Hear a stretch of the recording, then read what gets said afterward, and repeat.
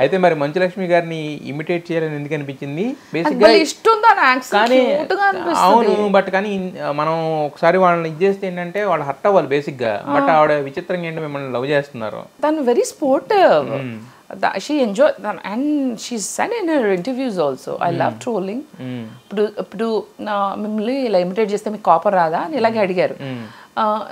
I enjoy trolls. అంటే ఇప్పుడు singer Madhu ఉంది, ఇప్పుడు తను నన్ను ఇమిటేట్ చేస్తూ టిక్ టాక్ చేస్తే నేను తన వాయిస్లో మళ్ళీ టిక్ టాక్ చేశాను. అంటే you have to laugh at yourself.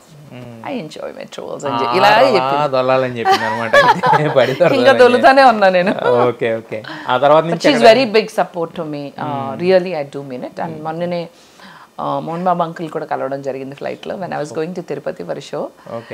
Uncle దగ్గరికి వెళ్ళి అంకుల్ అంకుల్ అంకుల్ మాట్లాడేసి ఆయనతో డైలాగ్ చెప్పించి సో ఫన్. అయితే మొత్తానికి మరి ఇంకా ఫిల్మ్ ఇండస్ట్రీలో అప్పుడప్పుడు కూడా కనిపిస్తూ ఉంటారు మీరు శ్రీకాంత్ గారితో వాళ్ళతో.